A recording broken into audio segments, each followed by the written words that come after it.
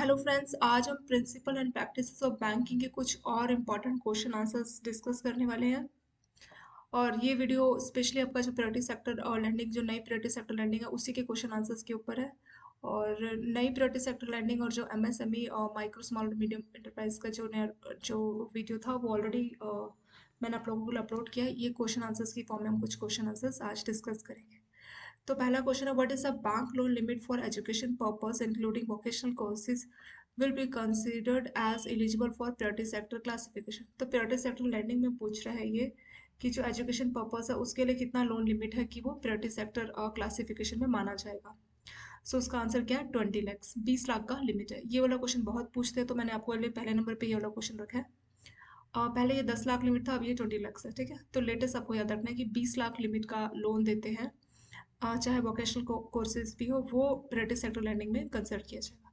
Priority sector landing मतलब बैंकों को जो है प्रेफरेंस देनी है, इसमें इतना बेनिफिट नहीं है, पर जो आरबीआई के नॉर्म्स है उनके हिसाब से बैंकों को प्रायोरिटी सेक्टर जो क्लासिफिकेशन है प्रॉपर बैंकों को मानना पड़ता है। और उसमें प्रॉपर हर चीज़ का लिमिट दिया गया, इस लिमिट तक तो आपको यहाँ पे इस सेक्टर को इस लिमिट तक मानना है। तो इसमें सब आपके वैल्यूज ये जो हमें याद करने पड़ेंगे, जो हमें मगअप करने पड़ेंगे। ठीक है, तो एजुकेशन पर्पज के लिए कितना हो गया? 20 लाख। ये क्वेश्चन इंपॉर्टेंट है, एक बार मैंने आपको फिर से ये वाला बताया। 20 लाख इसका लिमिट है। सेकेंड क्वेश्चन देख लेते हैं। इसमें what is the loan limit in metropolitan centre with population of 10 lakh and above. तो लोन लिमिट कितना है बैंकों के लिए जो मेट्रोपॉलिटन सेंटर है, जहाँ की पॉपुलेशन 10 लाख या उससे ज़्यादा है, फॉर परचेज और कंस्ट्रक्शन ऑफ ड्वेलिंग यूनिट। ये जो ड्वेलिंग यूनिट वर्ड है इसका क्या मतलब होता है? ड्वेलिंग यूनिट का मतलब कोई भी आप कोई अपार्टमेंट बना रहे हैं या खरीद रहे हैं उस जगह पे, या फिर कोई घर बना रहे हैं, रहने की कोई चीज़, वो सब हमारा ड्वेलिंग यूनिट में आ जाता है। तो मेट्रोपॉलिटन सेंटर का कितना लिमिट है? Provided the overall cost of dwelling unit in the metropolitan. तो इसमें दो चीज़ें आती हैं, एक तो बैंक लोन कितने का देगा, और दूसरी चीज़ आती है कि वो कॉस्ट कितने की होगी। जैसे एग्जांपल के तौर पे हम ऐसे लेते हैं, कोई भी पर्सन अगर हाउसिंग लोन के लिए आता है, प्रायोरिटी सेक्टर नहीं, नॉर्मली कोई पर्सन आता है, मान लीजिए उसको अपना घर बनाना है, तो घर बनाने के मान लीजिए, या फिर उसको मान लीजिए घर खरीदना है। ठीक है, उसको एक फ्लैट खरीदना है, वो भी देख लेते हैं। तो फ्लैट है 50 लाख का, तो उसका प्राइस हो गया 50 लाख। पर क्या बैंक पूरे 50 लाख का लोन देता है? नहीं। बैंक कितने का देता है? डिपेंड करता है 80%, 85%। अगर स्टाफ है तो स्टाफ को 90% तक का बैंक लोन दे देता है। ठीक है, ये इसमें होता है। तो हमेशा जो कॉस्ट होगी, जो भी हम फ्लैट ले रहे हैं या कंस्ट्रक्शन कर रहे हैं, मान लीजिए घर ही कंस्ट्रक्ट करना था जिसमें 40 लाख तक का खर्चा एस्टिमेट किया, तो क्या बैंक पूरा 40 लाख देगा? नहीं।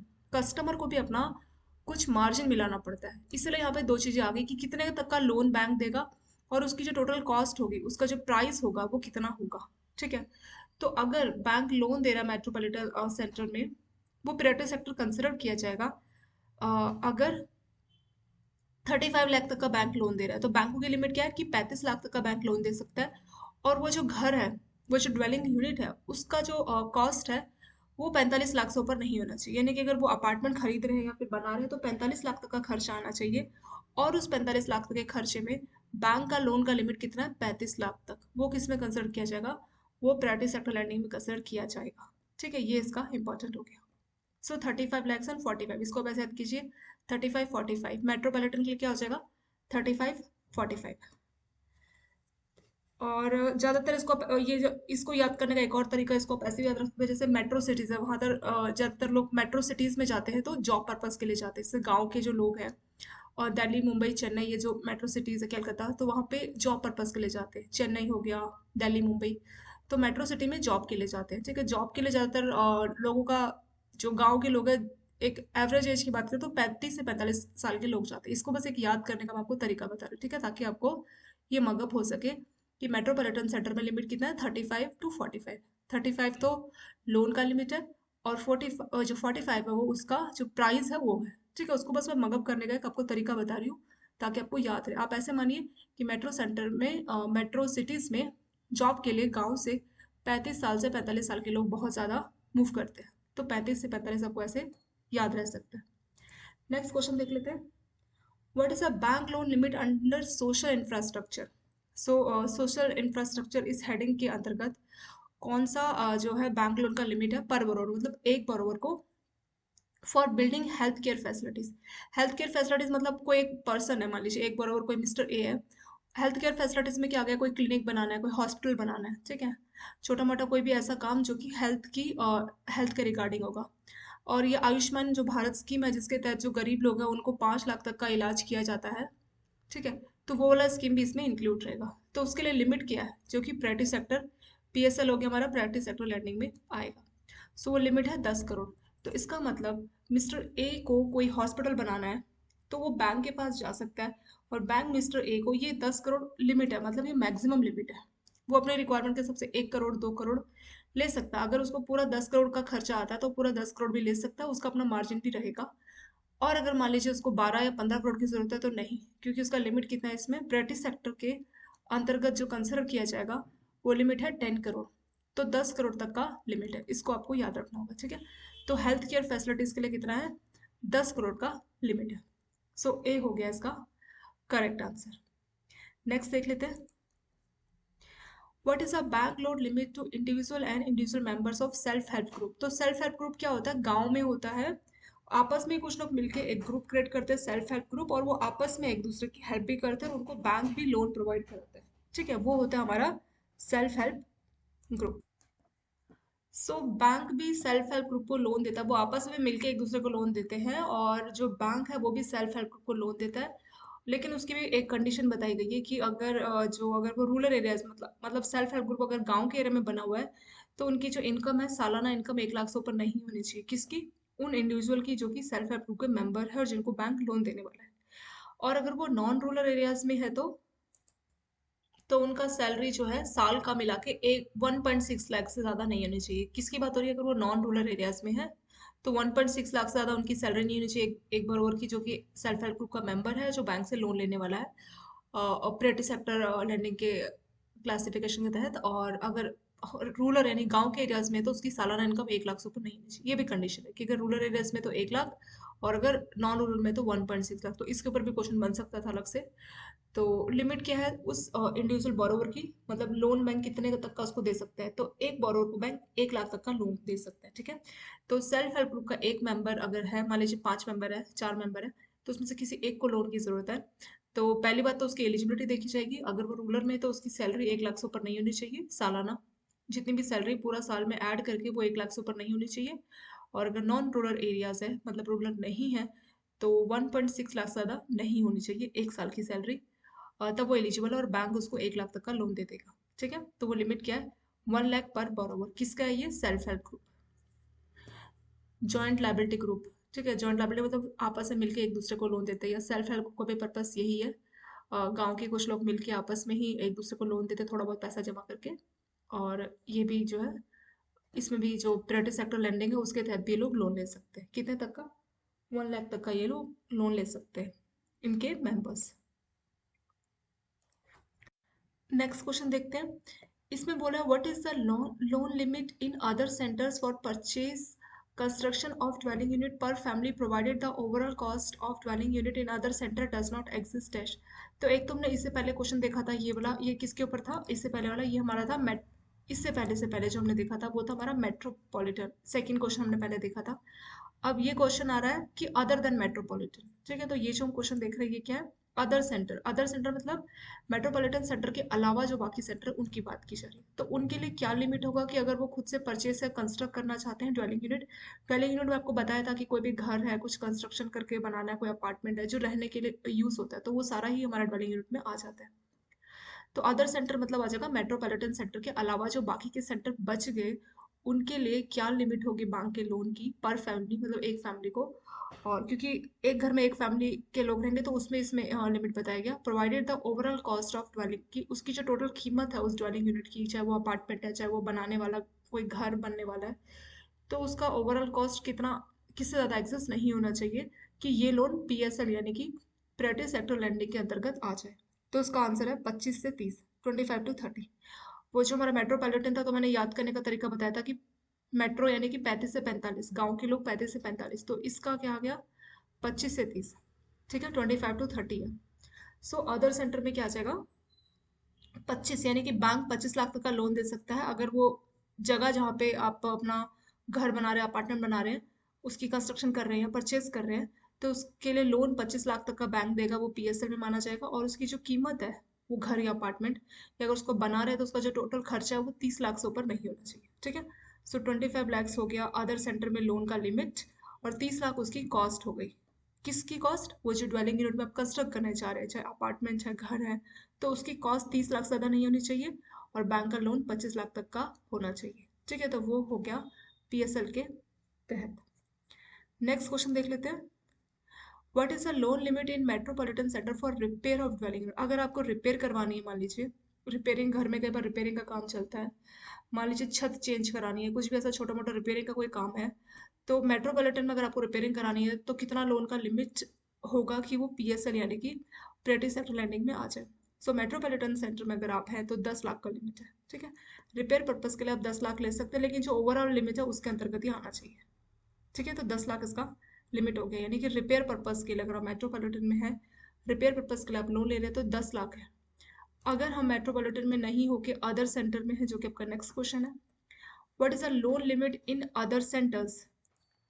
सो वही बोला कि what is the loan limit in other centre for repair of dwelling unit under PSL?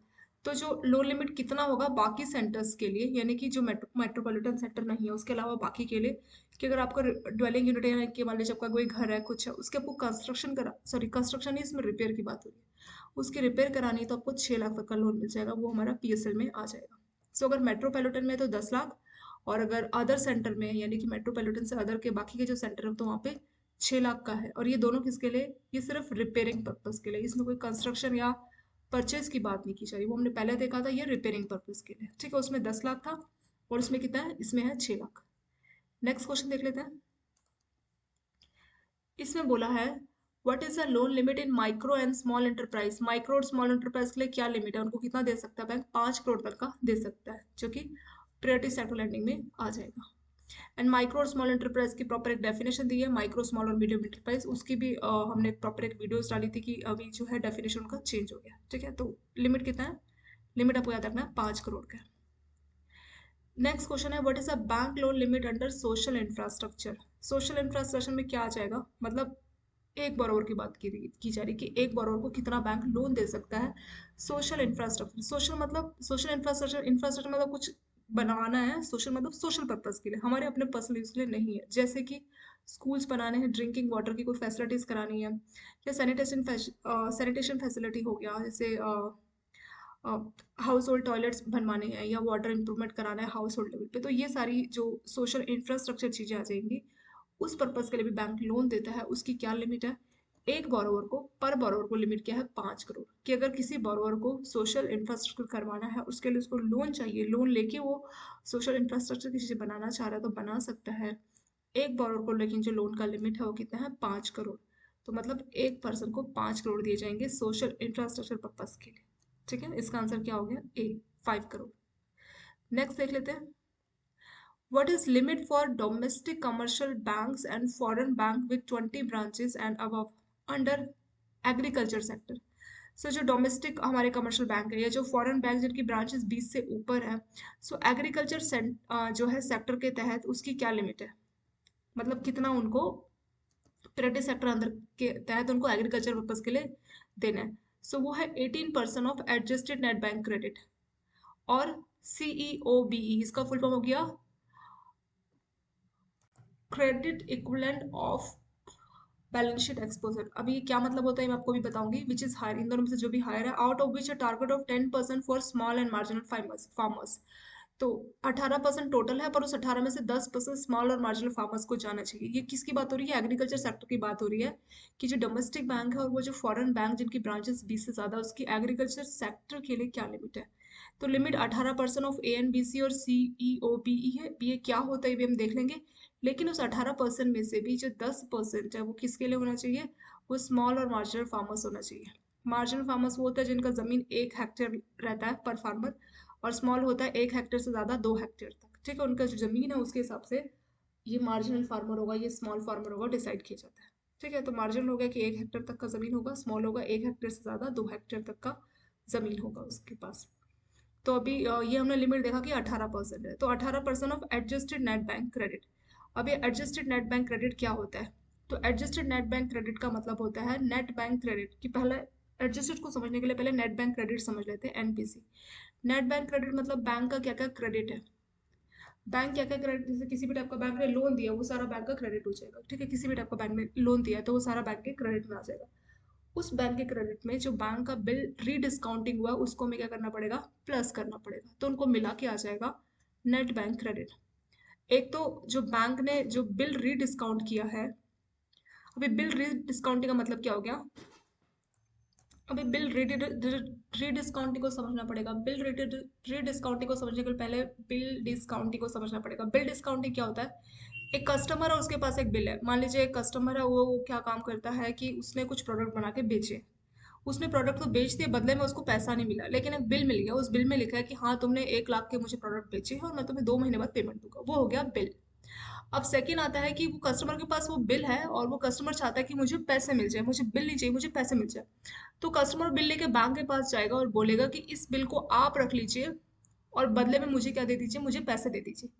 Bank cheque करेगा, हाँ बिल में लिखा हुआ है कि हाँ 2 महीने बाद पेमेंट आनी है, तो बैंक क्या करेगा, अपना थोड़ा कमीशन ले लेगा और वो बिल कस्टमर से ले लेगा।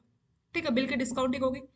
बिल रीडिस्काउंटिंग क्या होगा कि अब बैंक को पैसे चाहिए, तो बैंक आरबीआई और बाकी के जो बिल रीडिस्काउंटिंग वाले जो इंस्टीट्यूशंस होते हैं उनको बोलेगा कि ये बिल आप रख लो और बदले में मुझे पैसे दे दो।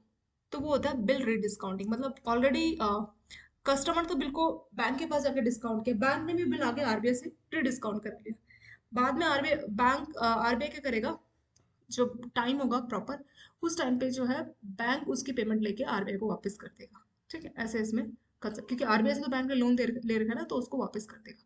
तो इस तरह की क्रेडिट फैसिलिटीज और जो नॉर्मली बैंक के जो क्रेडिट होते हैं, जो लोन होते हैं, उनको मिला के आ जाता है नेट बैंक क्रेडिट। बैंक के जो भी क्रेडिट है प्लस बैंक का जो बिल रीडिस्काउंटिंग है उनको ऐड करके इन दोनों को मिला के क्या आ जाता है, इनको मिला के आ जाता है नेट बैंक क्रेडिट। अभी एडजस्टेड नेट बैंक क्रेडिट क्या हुआ, तो नेट बैंक क्रेडिट में हमने देखा बैंकों के जो भी क्रेडिट है और जो बिल रीडिस्काउंटिंग उन दोनों को हमने ऐड किया था। एडजस्टेड में क्या हम करेंगे, बैंकों की जो नॉन एस जो स्टैच्यूटरी लिक्विडिटी रेशियो होता है एसएलआर, एसएलआर क्या होता है कि बैंकों का जैसे मान लीजिए गवर्नमेंट सिक्योरिटी में बैंक ने इन्वेस्ट किया, तो जो गवर्नमेंट सिक्योरिटीज है या गोल्ड हो गया जो इजिली कैश में अवेलेबल रहता है या कैश है, वो सारा as a security of SLR bank रख सकता है। अभी एसएलआर और सीआरआर का कंसेप्ट आपको मालूम ही होगा कि हर बैंकों को जो भी टोटल बैंकों का जो डिपॉजिट होता है उसका 4% या 3.5% जो भी सीआरआर होता है, कैश रिजर्व रेशियो, वो रखना पड़ता है, जिसको हम सीआरआर बोलते हैं। वो चेंज होता है उसी हिसाब से रखना पड़ता है और ये कैश की फॉर्म में रखना पड़ता है। हर बैंकों का आरबीआई में अकाउंट रहता है और उसी अकाउंट में बैंकों को मेंटेन करना पड़ता है, जिसको हम सीआरआर बोलते हैं। ऐसे एक आता है एसएलआर, एसएलआर होता है स्टैच्यूटरी लिक्विडिटी रेशियो। ये बैंकों को कैश की फॉर्म में जरूरी नहीं है, ये बैंक गोल्ड की फॉर्म में, गवर्नमेंट सिक्योरिटी की फॉर्म में रख सकता है, वो होता है एसएलआर। लेकिन अगर हम बात करें एएनबीसी की, तो इसमें आता है नॉन एसएलआर, यानी कि non statutory liquidity ratio securities, यानी जो सिक्योरिटीज हम स्टैच्यूटरी लिक्विडिटी रेशियो के लिए यूज करते हैं वो सिक्योरिटीज एएनबीसी की कैलकुलेशन में नहीं चलेगा। तो हम जो स्टैच्यूटरी लिक्विडिटी रेशियो है उसके लिए हम गवर्नमेंट सिक्योरिटी जो कि बहुत सेफ है वो यूज करते हैं। पर अगर हम बात करें एएनबीसी के टाइम पे, हमने नेट बैंक क्रेडिट देख लिया, इसमें जो नॉन एसएलआर की सिक्योरिटीज है वो ऐड होगी। अभी ये नॉन एसएलआर क्या हुआ, एसएलआर में गवर्नमेंट सिक्योरिटीज आएगी, नॉन एसएलआर में जो भी कैपिटल मार्केट के बॉन्ड हो गए, कुछ प्राइवेट बैंक की सिक्योरिटीज आ जाएगी, वो सब आ जाएगा नॉन एसएलआर सिक्योरिटीज में। एसएलआर में गवर्नमेंट बॉन्ड वाली सिक्योरिटीज आ जाती है, नॉन एसएलआर में प्राइवेट वाली सिक्योरिटीज आ जाती है, यही डिफरेंस है। ठीक है, सो एडजस्टेड नेट बैंक क्रेडिट में क्या करना पड़ेगा, नेट बैंक क्रेडिट तो हमने भी कैलकुलेट कर लिया था, अभी मैंने आपको बताया था।